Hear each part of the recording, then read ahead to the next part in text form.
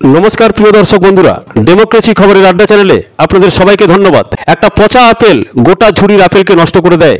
SSC দুর্নীতি মামলায় এমন মন্তব্য শোনা গিয়েছিল কলকাতা হাইকোর্টের বিশেষ বেঞ্চের বিচারপতির মুখে। এবার 2016 সমস্ত নিয়োগকে অবৈধ ঘোষণা করে সেই পচা আপেল বাদ দেওয়ার রায় দিয়ে দিলেন আদালতের বিচারপতি দেবাংশু বসাক ও বিচারপতি মোহাম্মদ সব্বার রশিদির ডিভিশন বেঞ্চ। সেই ডিভিশন বেঞ্চের তরফে বলা হয়, কমিশনকে বিশ্বাস করতে না পারলে তো গোটা নিয়োগই বাতিল করে দেওয়া উচিত। সোমবার গ্রুপ সি, গ্রুপ ডি, নবম দশমের 2016 সালের প্যানেল বাতিল করে 25,753 জনের চাকরি বাতিল করল কলকাতা হাইকোর্ট।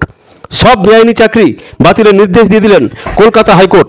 এখনও অবধি যা খবর, 22,000-এর কিছু বেশির চাকরি বাতিলের নির্দেশ দিয়েছে আদালত। সব থেকে বড় কথা, টাকা ফেরাতে হবে বেআইনিভাবে চাকরি প্রাপকদের, সুদ সমেত টাকা ফেরাতে হবে তাদের, আর তা করতে হবে তাকে 4 সপ্তাহের মধ্যেই। অর্থাৎ যারা এতদিন বেতন পেয়েছেন কিন্তু চাকরি করছেন বেআইনি পথে, সমস্ত টাকা ফেরাতে হবে তাদের। ঠিক যেমন ববিতা সরকার, অঙ্কিতা অধিকারীদের ক্ষেত্রে হয়েছিল। ওএমআর সিট বিকৃতি, প্যানেল বহির্ভূত সব চাকরি বাতিলের নির্দেশ দিয়ে দিল আদালত। SSC group C, group D, নবম দশম ও একাদশ দ্বাদশের নিয়োগ সংক্রান্ত শুনানি চলছিল এতদিন। সুপ্রিম কোর্টে বিতর্কিত চাকরি প্রাপকরা মামলা করলে মামলা পাঠানো হয় হাইকোর্টের বিশেষ বেঞ্চে। বিতর্কিত চাকরি প্রাপকদের বিভিন্ন আইনজীবীর মধ্যে অন্যতম ছিলেন তৃণমূলের আইনজীবী তথা সাংসদ কল্যাণ ব্যানার্জি। সেই মামলাই সুপ্রিম কোর্ট হয়ে হাইকোর্টের বিশেষ বেঞ্চে আসে।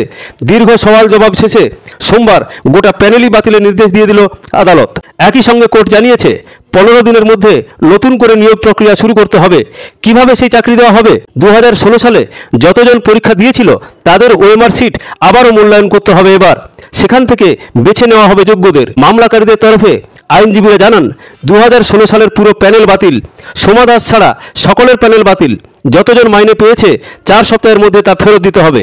একাদশ দ্বাদশ সকলকে মাইনে ফেরাতে হবে। অন্যদিকে কুণাল ঘোষ বললেন, শিক্ষক চাকরি মামলা যেখানে ভুল অন্যায় ব্যবস্থা হোক, দোষীরা শাস্তি পাক, কিন্তু যোগ্য প্রার্থীদের চাকরি যেন বাধা না পায়। হাইকোর্টের রায় বেরোনোর পর এক্স হ্যান্ডেলে পোস্ট তৃণমূল নেতা কুণাল ঘোষের। তিনি আরও লেখেন, এদের স্বার্থে যা চেষ্টা করা দরকার সরকার তা করছে এবং ভবিষ্যতেও করবে। খবরের সঙ্গে থাকবেন, ভালো থাকবেন। ভালো লাগলে চ্যানেলটিকে লাইক এবং সাবস্ক্রাইব করবেন। ধন্যবাদ, নমস্কার।